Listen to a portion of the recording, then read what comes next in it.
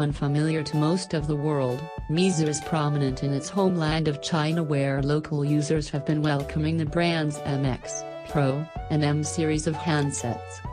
While the former are meant to be the best smartphones Meizu is capable of building, the M series is where the company experiments with delivering the most value possible at a sub $199 price.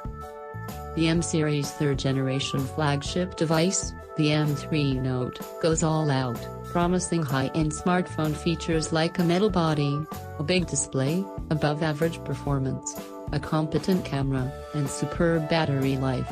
Meizu's undertaking surely has us intrigued with its too-good-to-be-true character, and by the end of this review, we'll know exactly how much the M3 Note fulfills the brand's ambitions. Camera. The M3 Note can land some decent shots, but most of the time, its photos are utterly average and videos are shaky. The M3 Note has a 13MP main camera with phase detection autofocus and a two-tone flash. The front camera is a 5MP unit. It's a competent camera setup on paper, but does it deliver the goods? If there's something about the Meizu M3 Note that directly corresponds to its cheap price, it has to be its inconsistent camera. Meizu's camera app acts fast, being quick to open, focus and snap a photo. It also features enough filters and shooting modes to handle most moods and occasions. However, it is also prone to quitting unexpectedly when tapping to focus. In automatic mode, the camera doesn't expose images reliably. White colors, in particular, often exhibit an unnatural glow.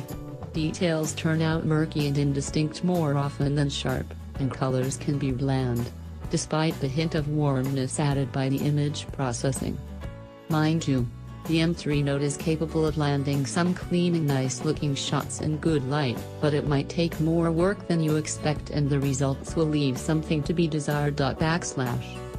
Video recording. The M3 Note is limited to 1080p video resolution videos for both cameras. While image quality is decent, the scenes are shaky and the automatic exposure is very abrupt. There's no automatic autofocus, only manual tap to focus, which doesn't work reliably. On the other hand, the noise filtering and sound quality are surprisingly okay, but at times, audio tends to randomly drop from the left or right channel, which is strange.